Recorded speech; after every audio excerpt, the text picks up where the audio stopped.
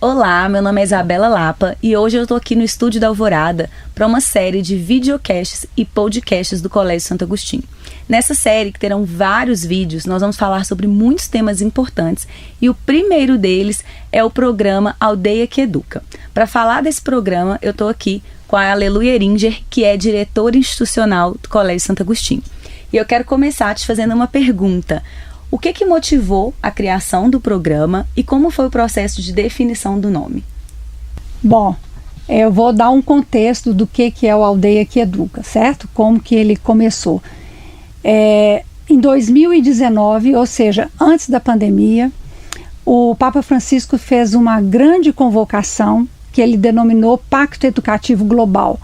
Ele convoca família, escola e sociedade para um grande pacto, uma grande aliança. Porque ele traz, já percebendo naquela época, que havia um tecido social esgarçado, que as pessoas não se entendiam, e que é preciso colocar essa criança no centro e que esses entes, família, escola e sociedade, pudessem juntar o melhor das suas forças para tornar e cuidar dessa educação, para que ela pudesse ser a mais aberta e inclusiva possível. Então, a tradução que nós demos, porque naquela ocasião ele retoma um provérbio africano que diz que é preciso toda uma aldeia para educar uma criança. Esse provérbio ele é muito conhecido. Então nós pensamos, bom, há uma pista aqui, porque ele traz a ideia da aldeia que educa. Então nós pensamos, concebemos um programa que chama Aldeia que Educa, porque a gente parte do princípio de que é na aldeia, nesse formato circular, comunitário, que as coisas podem ser resolvidas. Então a aldeia foi uma inspiração para a criação do programa. E dentro desse programa, quais são as iniciativas, quais são as frentes, como que tudo isso vai acontecer? Ou já está acontecendo, né? Já está acontecendo.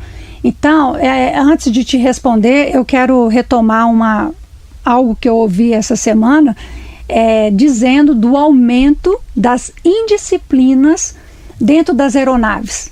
Então, olha só que interessante, um número recorde de 2021 para 2022 de pessoas dentro da aeronave que se desentendem, que brigam, e que muitas vezes o piloto tem até que fazer pousos forçados. Por que eu estou fazendo esse recorte? Porque se você jogar num site de busca qualquer expressão de incivilidade, seja violência doméstica, feminicídio, homofobia, racismo, sexismo, qualquer um dessas manifestações de incivilização, de incivilidades, você vai ver recordes batendo. E a escola é atravessada por essa sociedade hostil. Então, o programa Aldeia que Educa pensa que a escola ela não está isolada desse contexto e essas manifestações elas atravessam a escola e elas entraram para dentro da escola com muita força, principalmente depois da pandemia. Sim. Então você imagina que essas crianças e jovens se viram privadas de uma convivência social, tanto da sociabilidade juvenil quanto da socialização infantil. E a escola, de uma certa forma, por ser um lugar comunitário, coletivo, ela dá contornos, ela te dá uma moldura, ela te situa, o coletivo te faz isso. E essas crianças ficaram privadas disso tudo. Com isso, quando elas retornam, há uma dificuldade até de posicionar o próprio corpo. Então, a forma de resolver os problemas é eu te empurrar, eu te xingar. Então, sim, há um trabalho que a escola precisou fazer para resgatar. E isso não é só de criança e jovem. A gente percebe que isso está muito presente nos adultos também, essa forma de relacionar. Então, o programa Aldeia que Educa, ele tem vários projetos que atuam em várias frentes. Primeiro, produção de conteúdos. Porque nós precisamos trazer conteúdos para que essa comunidade possa se nutrir para poder entender e refletir sobre o processo de educação. Então, um videocast como esse aqui, um podcast, uma produção de texto, palestras.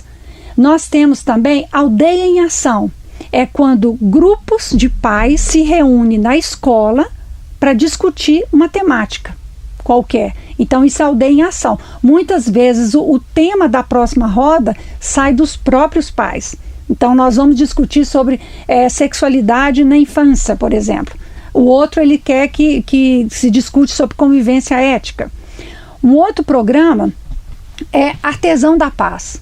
Artesão da Paz, nós temos pais que estão presentes nas classes e que nós convidamos uma família representante daquela classe para que seja uma mediadora, uma facilitadora do diálogo entre a escola e a família, certo? E tem também rodas de conversa que é para escuta. Então, nós escutamos semestralmente estudantes, pais, colaboradores, professores e parceiros. Então, Aldeia que Educa é uma concepção de escola. É mais ou menos isso. Mas isso é super interessante, principalmente porque a gente pensa que a concepção de escola, ela parte também da concepção de família, porque tudo está integrado. Uhum. E como que vocês estão pensando isso? Qual que é a importância da gente pensar essa comunicação entre os pais, a escola? Como que vocês estão buscando isso? Quais benefícios vocês já estão percebendo dessa abertura maior? Sim. Eu acho que é importante a gente destacar que, inclusive, Santo Agostinho tem uma frase que ele fala que é melhor um coxo no caminho do que um atleta no acostamento. Mais ou menos assim. Então, nós estamos dando passos para essa apresentação, para essa aproximação. Você trabalha com comunicação. Você sabe o quanto que você tem que disputar um espaço e um tempo de atenção na vida das pessoas. Os pais estão ocupados, eles não têm tempo, as distâncias dificultam a ida à escola. Então, nós temos que aumentar essa capilaridade para que a gente consiga chegar até eles de várias formas. E a gente entende que não depende só da escola também.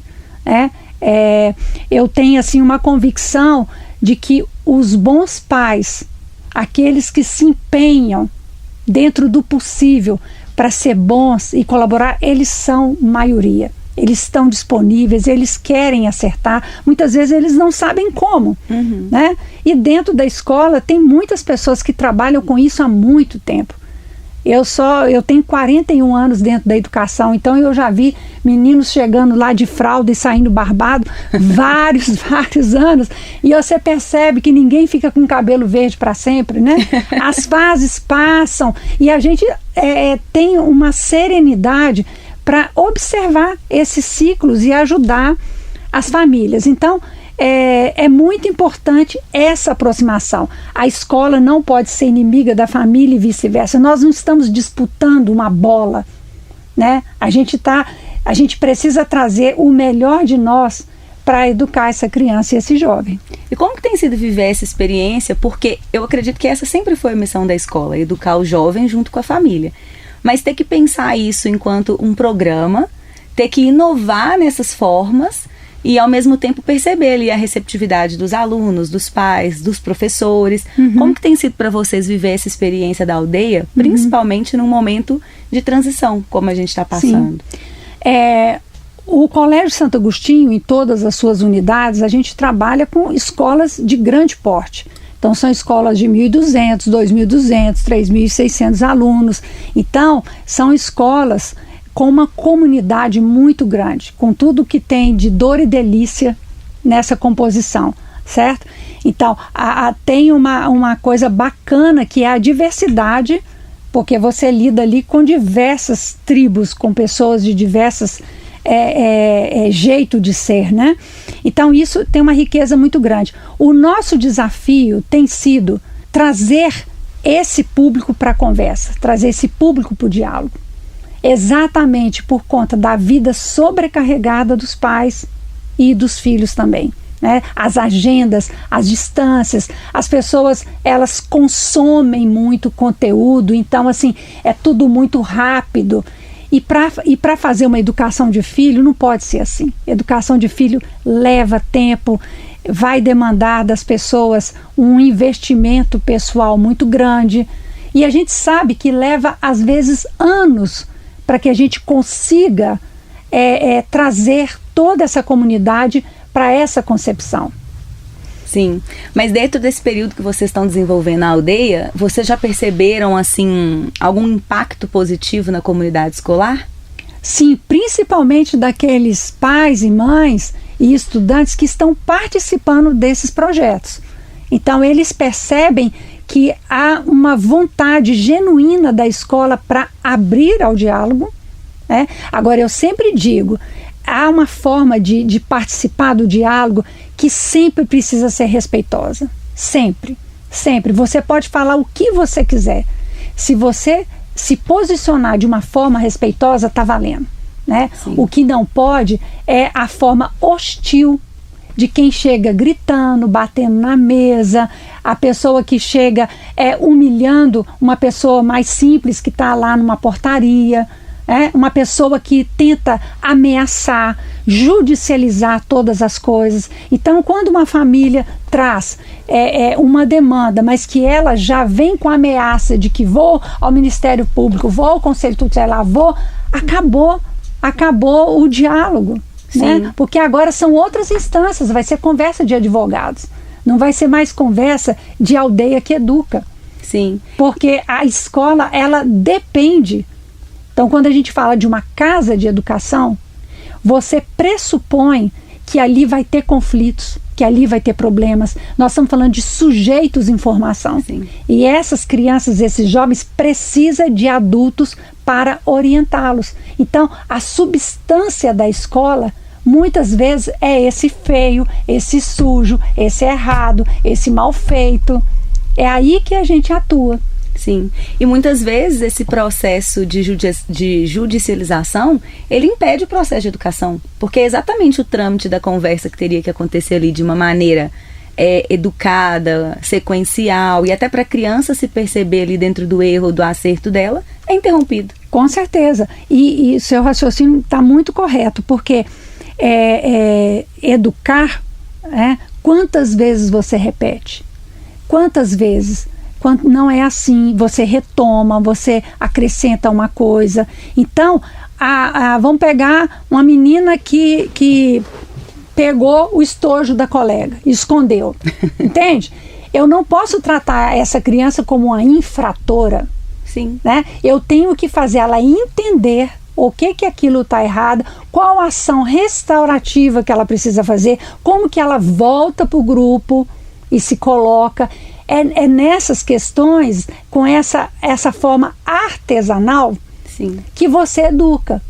Né? Então, sempre a escola tem que ter um cuidado de não descontextualizar as coisas. Então, você ouviu sobre um incidente, você sabe que aconteceu uma coisa errada, uma fala equivocada, você tem que ouvir as partes.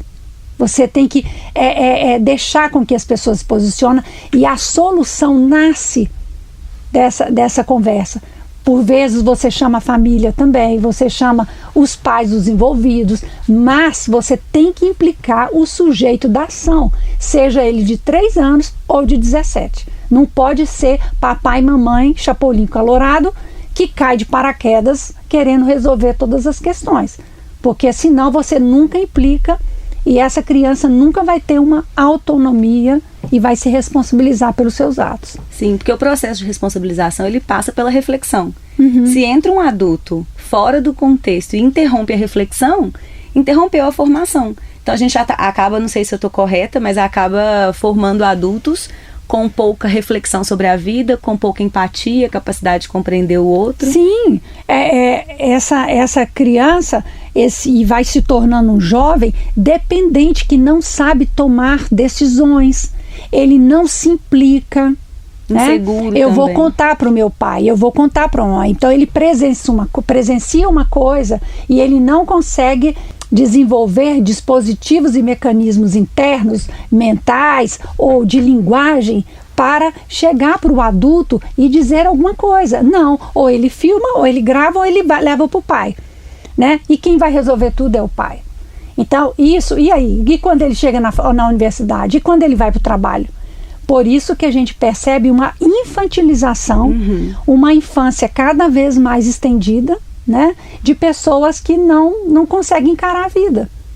E eu acho que isso é um contrassenso, porque eu acho que o que um pai e uma mãe deve mais querer é que esse filho ou essa filha possa voar, que ele possa ir para o mundo e que ele dê conta de sobreviver, né, e que cada vez dependa menos dele. Mas isso tem que começar. Sim. Né? E você acha que isso tem que partir também da gente entender um pouco mais ou lembrar um pouco mais do que era a vida offline? Porque você citou aí agora, eles filmam, eles gravam. Sim, porque o corar de vergonha, né, era uma coisa assim dos antigos, né? Essa coisa do brios. Porque quando eu estou olho no olho, eu escolho melhor as palavras, porque eu sei que vai ter consequências aquilo, eu não me escondo atrás de uma tela. Então, eu defendo essa ideia de que a escola é offline, porque é lá que as relações humanas se dão, dentro de um tempo que é o tempo biológico. Então, eu não consigo colocar mais coisas que 4 horas comportam, 8 horas comportam. Então, a escola offline é o ensino dessas relações. Então, eu estou conversando aqui com você, há um diálogo que é tônico. Sim. Que vem do seu olhar, que vem da forma como seus músculos estão, da forma como você está se posicionado. Então, eu consigo mostrar abertura ou não, dependendo da forma como eu me posiciono. Então, isso a tela não te permite, porque você nunca vê olho no olho. Então, para essa faixa etária, né, que vai ali da infância até ali a adolescência, isso é primordial. Né? Quando a gente fala que nós somos primatas, a característica essencial dos primatas é a emoção. Né? E isso você ensina vivendo na cultura. Né? Eu falo que nessa era da internet, a gente está precisando voltar a aprender a ser humano. Então, é bem isso, porque conviver é humano. Sim. E a gente, com a tela, a gente não convive, a gente só vive, exprime a nossa opinião e não ouve. Então, a gente vai se tornando cada vez mais intolerante também. E deleta quem você não quer, você exclui quem você não quer, você não lê o conteúdo que você não quer. E a vida não é assim. Então, numa sala de aula, você vai ter colegas de religiões diferentes, de cores diferentes, de gênero diferente, pessoas que têm posições partidárias diferentes. E eu preciso saber que tem espaço para todo mundo e que ali eu não tenho como eliminar. Sim. Eu aprendo a conviver. Tem lugar para mim e tem lugar para ele.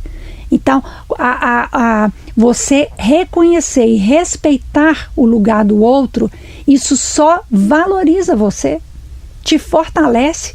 Porque se você se vê fraco nesse ambiente, o que está faltando no seu argumento, no seu posicionamento que você precisa melhorar, que você precisa ler mais, você precisa ver se tem mesmo evidências daquilo.